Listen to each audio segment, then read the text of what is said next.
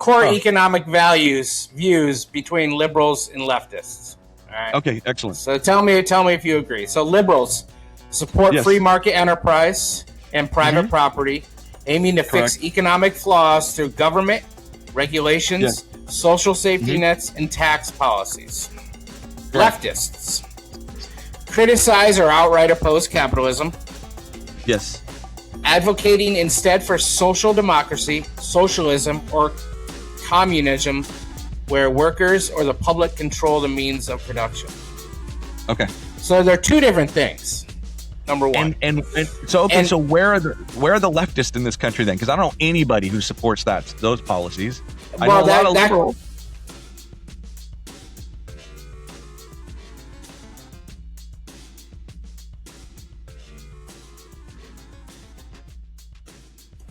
Ladies and gentlemen, boys and girls, welcome to the Dad Religion Podcast. I'm Jason. To the left of me is the Sultan of Sourdough, the big brioche bun,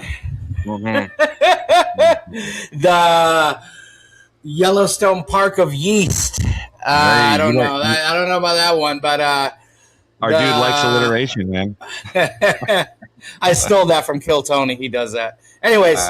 That's Jim to my left. I'm Jason. Welcome to our, I think, still 52 after a year subscribers. How we doing?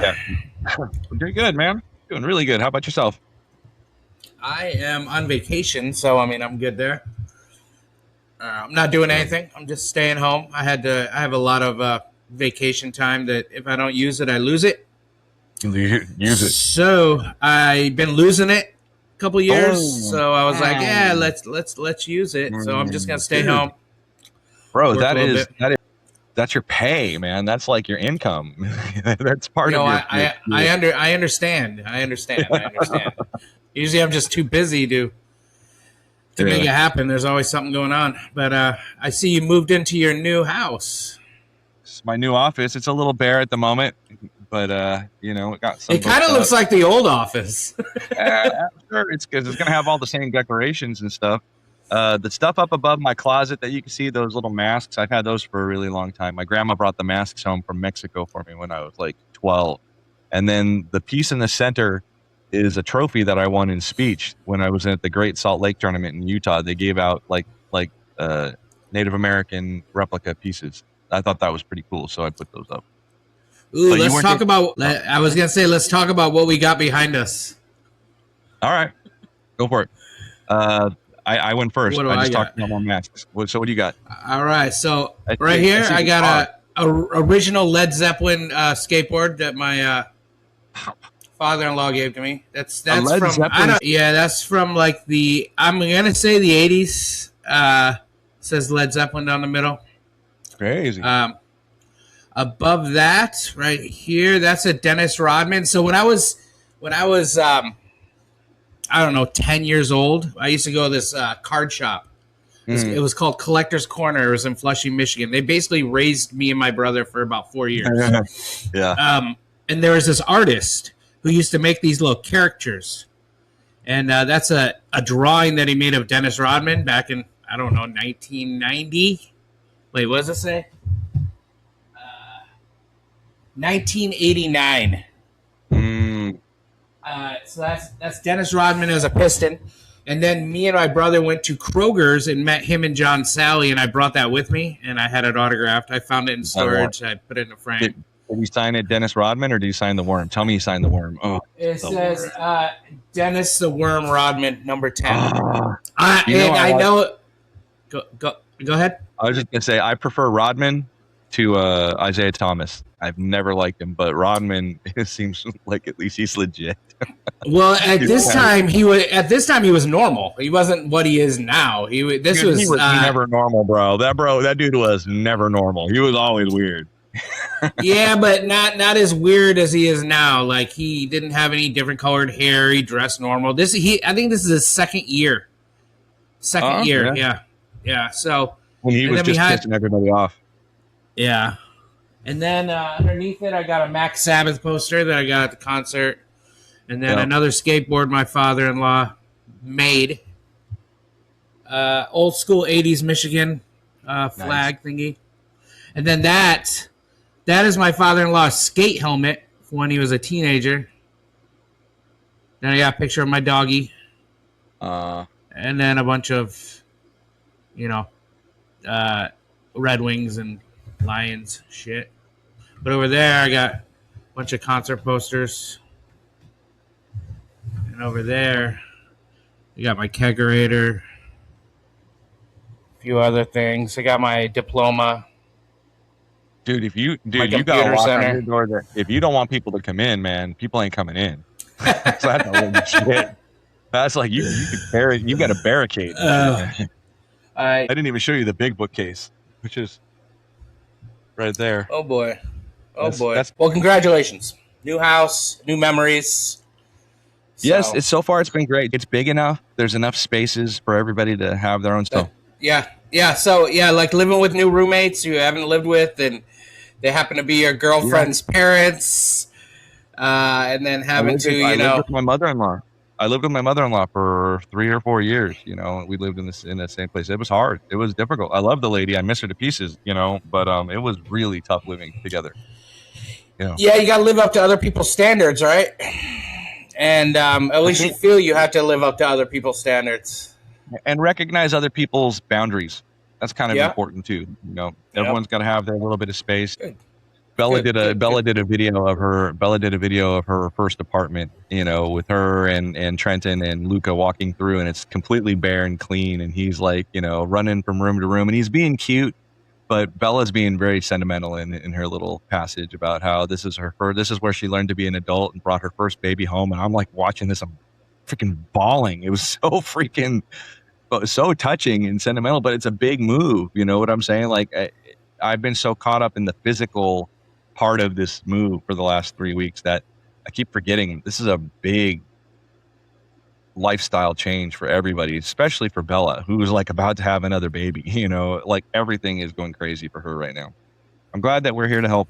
I really am. That's how I was gonna say. At least you're there to witness it. You know what I mean, and help her out with whatever she needs. That's cool. Help her out with the little things. The little things that like during the day that like just pile up on you. We can help her with that. I can help her with laundry. I can help her with dishes and stuff like that. Those are the kinds of things that when you have a new baby, it's just, fuck, I gotta wash this dish.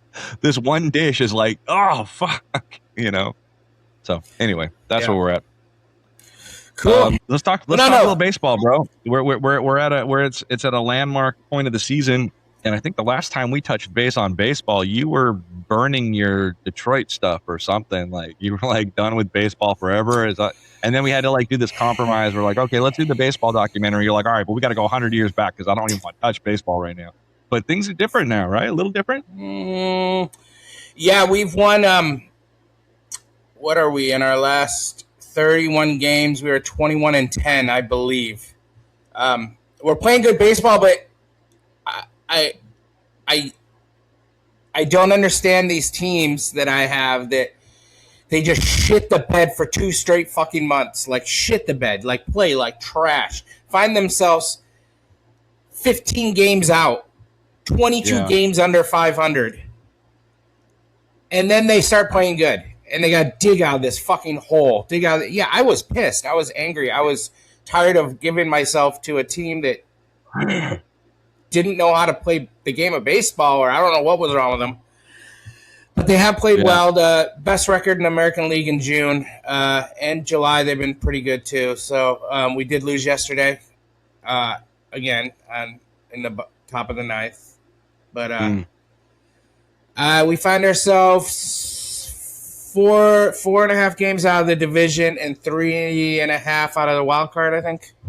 Yeah, so you're behind Boston then for that last wild card spot. Oh, Boston is ridiculous right now, dude. I don't know what the hell's gotten into them. They're crazy.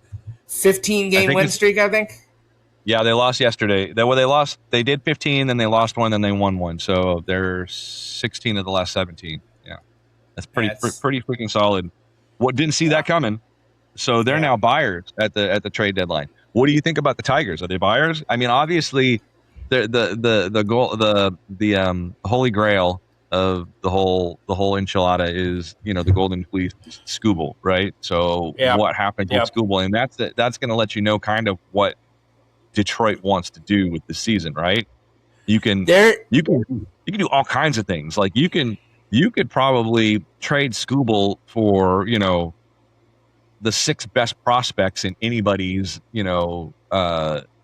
organization and build for the future. Or you can get maybe one guy who's also going to be up for free agent, but he's a good pitcher, and then another good pitcher who's probably got 3 years left, and then a reliever and maybe an infielder. If I was in the American League and I had Scooble on my team, my heart would tell me to not trade him, to like just drop a couple bucks, get some guys that are up for, JJ Abrams might be one, like you got some pop, get some, he's got a ring.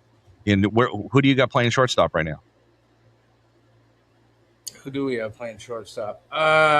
We have Lee playing shortstop and second base. We brought him up this year. He's been playing pretty well as of late.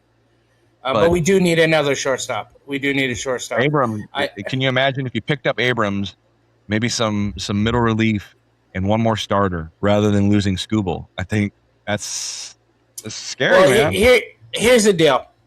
Scooble wants the Tigers to be buyers, which I think is, who the fuck do you think you are? You can't tell it. You're going to leave at the end of the year, whether we're buyers or not. You know what I mean? You can't tell a team to be a buyer when you're not even. You have Scott Boras, who won't even speak to us, but then that whole arbitration really got underneath his skin. So my goal for Scooble, we have the Orioles. When's the trade deadline? It's the August 3rd. August 3rd. It's next week. So we got the Orioles and the Athletics in between there. If we win today, that means we win another series. We take 3 out of 4 from the Royals. We beat the Cubs. If we can if we can have a winning record, a nice winning record, not like 8-8 or whatever, a winning record, like we win every series, I think Scooble stays. Because look, no one's given us. They want a haul for Scooble. They want a lot. They want a pitcher who can jump in right away, a starting pitcher. Yes, and then they want some good prospects. They don't want all prospects because 50% of prospects don't pan out. Yeah, maybe 60%.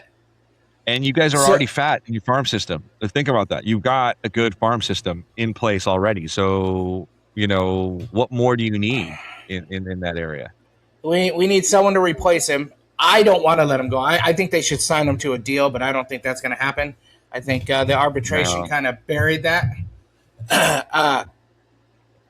But I think if really quick, Jason, refresh my memory though. What happened in arbitration? You've said that twice now, and I can't remember what went down. Why is he upset about that? They took him to arbitration. They wanted to pay him $17 million. He wanted $31 million on this last year.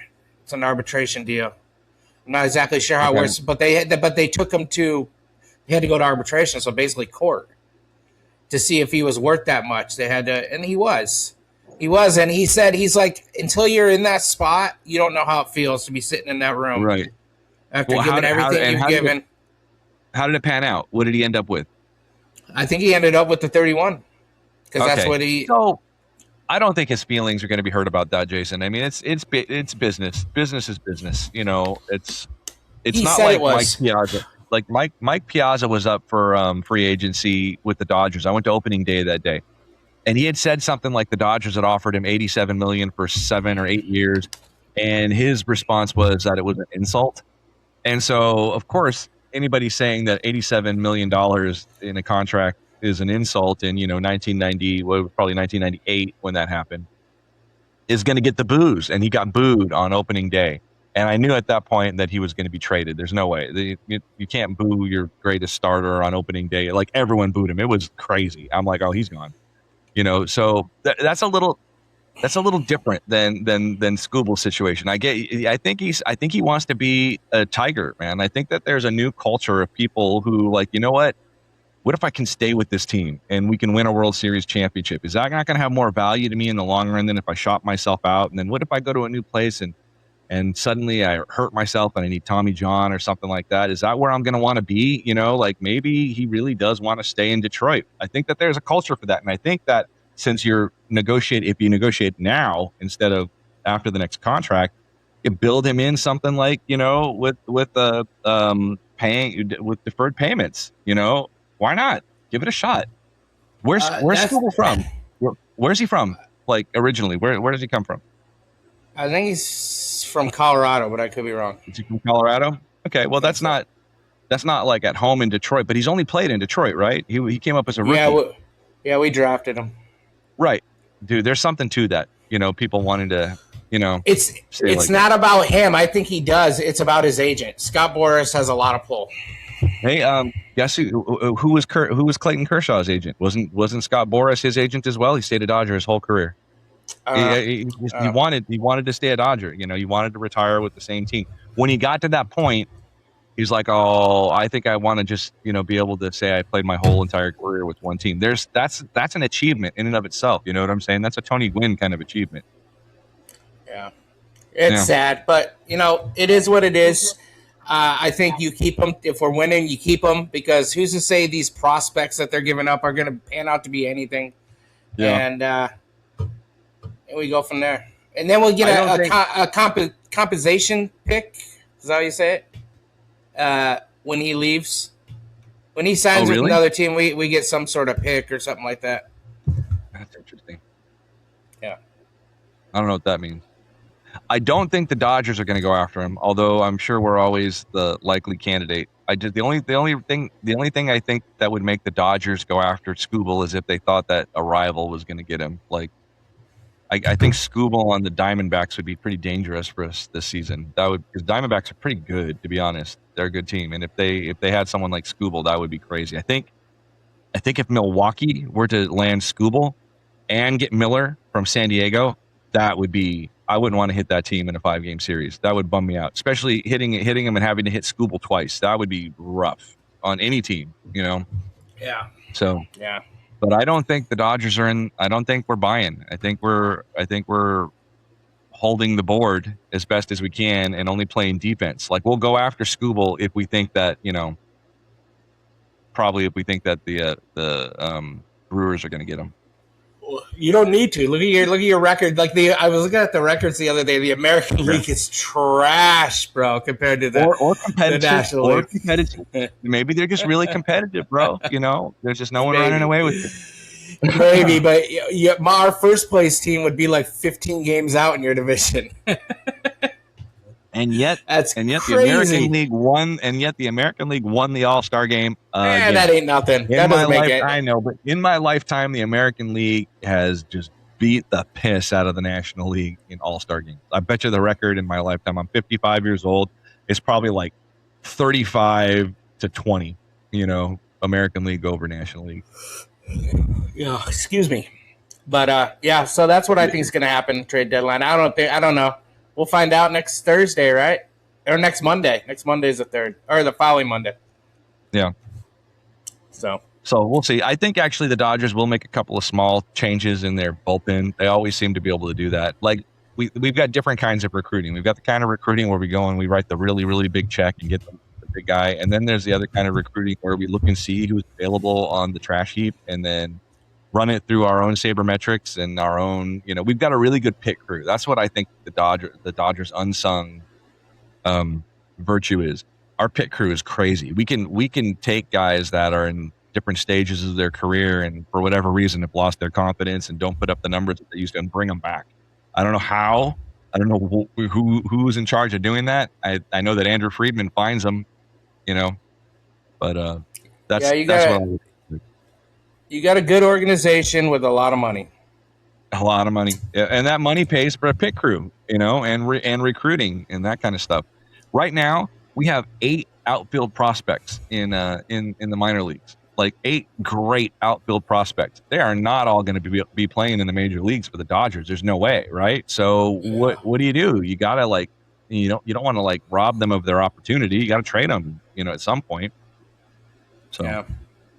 But that's also the money, though. I mean, that's the money because that's money that was invested over many, many decades into their recruitment, program. They're really, really good at it, What else you got? What else is going on in the world So, today?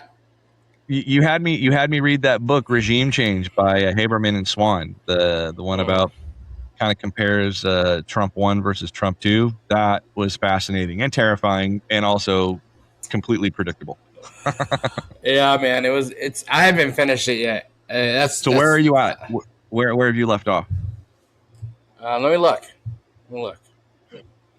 Where am I? I am at. I ran out of minutes on my thing, so. And I went and bought the book, so that's. Oh, you read it? Like read it? No, I bought the audiobook, but now it's in my audiobook library. I am on chapter 37. I got I got four chapters left out of 41. Yeah. So probably talking about Iran already, but at that point, I think that's where they left off. No, Iran. Well, kind of a little bit of Iran. They talk about the 12-day war a lot beforehand, but nothing like this. What's going on right now? I think they leave it off before this new one really ramps up. But that's I think that's what the last couple of chapters were about. It was weird about the book. It kind of ended, and I was like, really? That's the end? Because it like ends while the tape is still running, kind of thing. Like it's sort of an abrupt ending. I'm sure they're working on another one. Well, I mean, they have to end it, right? Because we're in the middle of it. It's not over yet, so they got to stop it somehow. So, and so like I've read a lot of books like this type of book. I read the Woodward books on Bush, and I read there was one by Richard Clarke, who was the terrorism czar under first Clinton and the first Bush, and or the second Bush. He wrote that about 9/11. That was fascinating. Those inside the room kind of books, and they're all kind of like the same. Like there's a lot of information from people who are close in, but automatically the people on the other side are saying, well, your sources don't name themselves and this and that, so how can we really take it seriously? So that's like where it is. I mean, it's really fascinating stuff. I don't doubt most of it. It sounds like it's on brand for Trump. I mean, honestly, but I don't know that it's going to break through to, people who like don't believe those things about him already. What do you think? Do you know how many books? You know how many of these they've sold? Like a lot of people are listening to this. I think that the people who are MAGA who are going to listen to it or buy it and read it are going to already have their own preconceived notions of whether it's valid or legit ahead of time, and they're just gonna it says over 1,000 interviews, right? That, remember we were talking before about how they get so close in, and how would they know that? Because there's like, they literally interview everybody that they can find, and then they cross-reference. This person said this person said this. Oh, they both said the same thing. That must be close to correct. You get what I'm saying?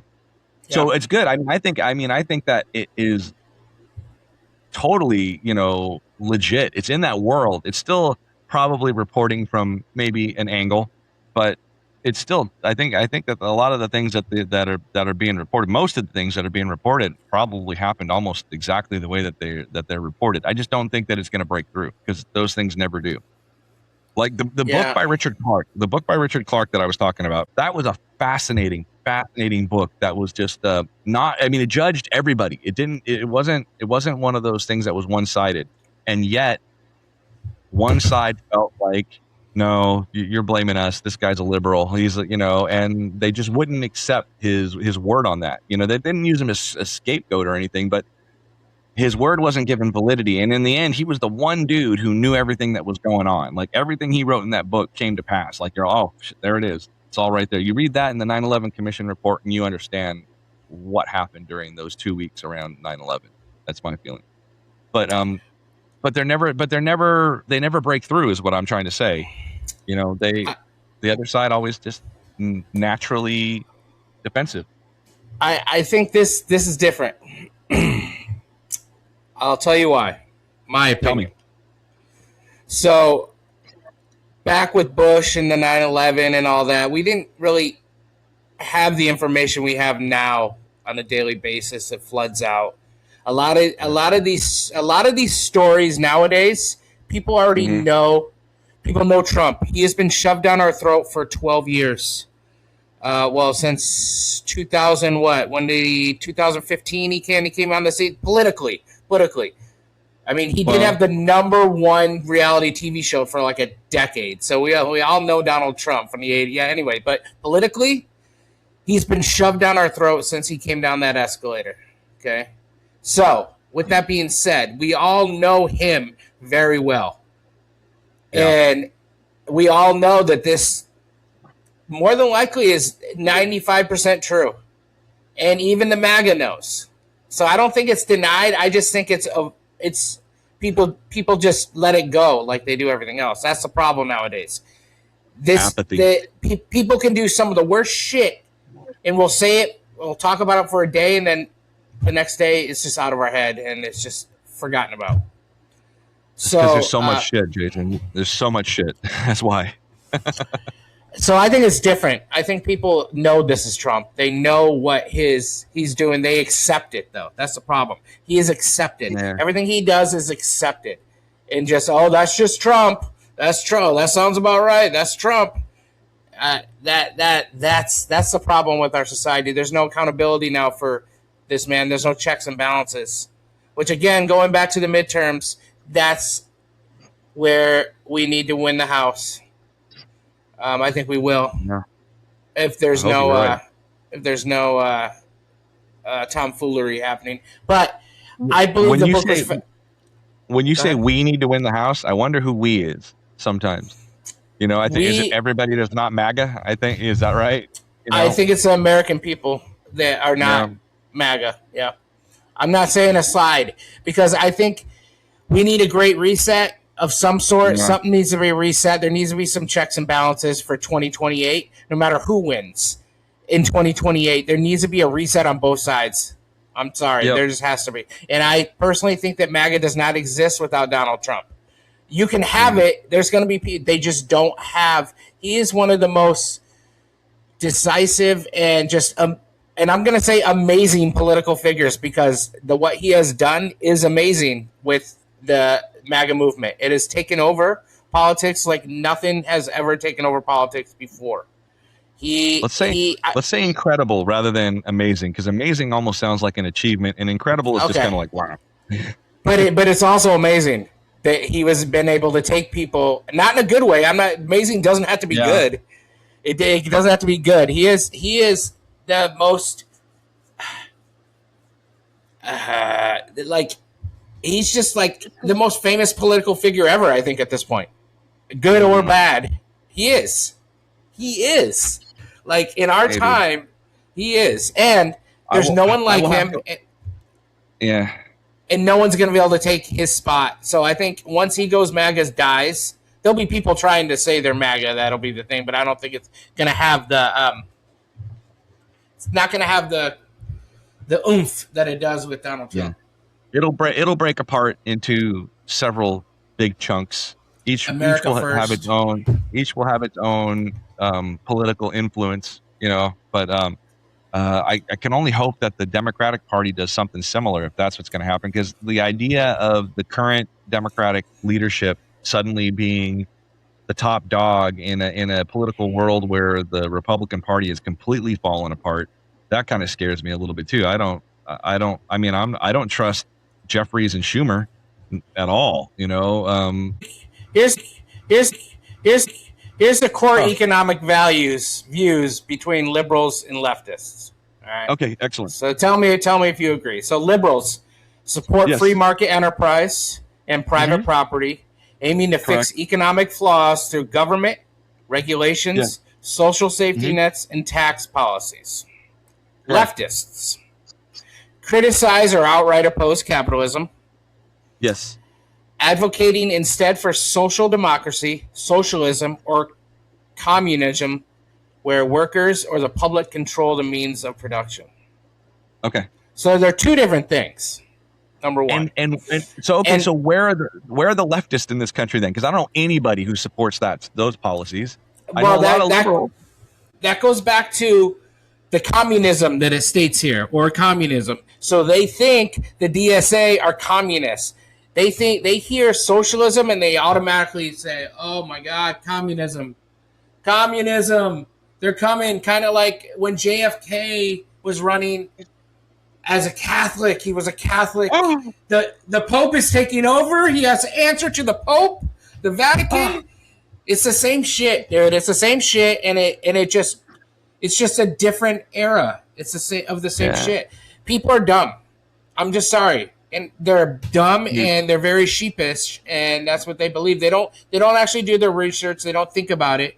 They hear, and they stick to their political views, and they can't change from that. They can't move from that. They're Republicans, and that's it. And we're this, and this is what we believe, and we can't think outside the box, because if we do that, we're going to be judged by our other Republican friends, and it's that's just how it is.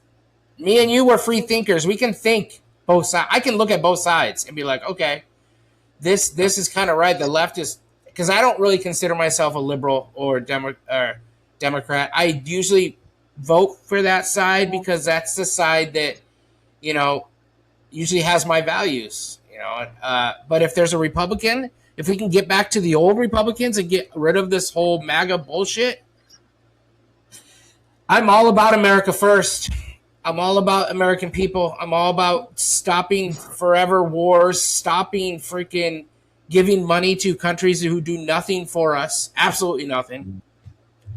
And okay, but America first also has to do with soft power for a long time. Things like USAID and stuff. Now you're talking about, countries that don't do anything for us, but when you invest in other countries and you do things to help them with AIDS and you do things to help them with famine and stuff like that, we're not talking about arms, talking about going and investing American culture in these places. That has always had the bigger effect when it comes to the power dynamic around the world, in keeping us safe, because everybody was linked. We were all networked, and that being gone scares me a little bit. I don't know how that conflicts with America first. In my view, that's still part of America first because it's making the world safe for all of us. But no, you're correct. I'm not talking about that. I do agree with you, though. I'm a little sick and tired of selling and giving arms to people to foment war all over the place. This is ridiculous. All of it. Honestly, we should be like, oh, how old are you? How old are you, humankind? Like, are you not grown up enough to stop doing this bullshit? Because you're still acting like a bunch of petulant 2-year-olds the way you fight each other. This is stupid. It's just stupid. Yeah, I agree with you. I'm talking about mainly arms to fight these wars. That we shouldn't even be in. Like, we should not be in a war with Iran. I'm sorry. They're horrible. Like, the Ayatollah is a horrible person, man. They do a lot of bad stuff. Well, even his son, who's in there now, they do a lot of bad stuff to their own people. There's a lot of really, really good people in Iran, like great culture. You want to talk about hospitality and kindness and stuff. The way that they take in strangers and all to this date. The way that we've negotiated ourselves in this war, Jason, is just so immoral. The way that bombing like negotiators, like during a negotiation, and like it's really been our darkest moment. War is always dirty, and war is never virtuous. And even the Crusades, where they thought they were charging out to do God's work, it never is God's work. It's always gross and it's always ugly. But what we've done lately sort of even defies that. We're not negotiating with good faith. I think when we talk about another country, we need to, we're not talking about the people, I'm not talking about the people. I'm talking about the government. Obviously, There's a lot of great people in Iran. There's a lot of great people across the Middle East. It's only the governments that I speak of. I'm not speaking of the actual people because, I don't know them. And I'm sure there's a lot of, actually, I do know a couple Iranians, but they live here. But everyone, they like to take it and they're like, oh, you're saying the people of the country that shall not be named are horrible and they're not able to protect themselves. No, you should be able to protect yourself. It's when you go overboard. Everyone should be able to. Everyone. I believe everyone has a right to exist. But but there has to be a little bit of. You can't just keep using that as an excuse to continue to do what you're doing. You can't just say you don't believe. You can't keep saying that or calling people names because they don't agree with the government of a certain country. So we're against everybody. I think that's ridiculous. It's also an oxymoron to say that everyone has the right to exist, and we're going to exercise our right to exist by eliminating another people's right to exist. I mean, it's just right there on the surface. You could draw that up on a truth table in your logic class and like not have to even go and take this one to the military boardroom because. And here's the other thing. A lot of people. I sense that this is a very Machiavellian administration. That they really do operate under those what do you call it? Very cynical rules on life and on everything, with war, with the economy, with everything. But I'm more of a Sun Tzu guy. You know what I'm saying? And Sun Tzu wrote the Art of War, and in that there's one part where he says that war is a moral struggle. It is fought and won in the temples, synagogues, and churches before a single soldier ever takes the field. And that's where we are losing across the board. We are losing the moral war. We have no business doing this morally, and so we can't win. There's no victory. There's no military achievement that's going to make up for this. Agreed. Dude, we've been talking for 50 minutes, bro. We didn't know what we were going to do before we started this episode. we just freestyled. That's how it always happens. I think we need to wrap it up on that note. We are going to listen. One last thing. When you were talking about people are stupid, that reminded me right away of the movie Men in Black. You remember the first Men in Black, where J and K are sitting there right after he learns that there's aliens, right? And he says, "Well, why don't we just tell people? People are smart." And the response is, "Yeah, a person is smart, but people are scared." Are scared. I do remember that. I can't remember the whole line he says, but people are like scared, prejudicial, terrified, little dumb groups. And that. You can't tell a people things. You can tell a person something, like you and I can have this conversation and be rational, but take us two people and put us into a bigger group that's scared. And will we not also, there's something herd mentality about that, So I don't know. That's just my last thought on that. Hey, listen, if you found this to be an interesting conversation, any of our 53 subscribers, recommend us, please, to someone else. Give us some likes. We'll take bad traffic. We don't. Any traffic is good traffic. Any traffic is good. Troll us, please. We need a good troll. Awesome. All right, brother. Hey, brother. You have a good rest of your day. Yeah, I'm going to do my best. I'm going to go back and sweat my balls off and move the last of our shit. I still got this great big bed frame that needs to be moved that weighs about, 400 pounds. It's crazy. Nice. Nice. Hulk it up. Ugh. I've been hulking it up. I'm ready to chill. All right, man. That'll come soon. All right, brother. We'll talk to you later. Peace. Yeah.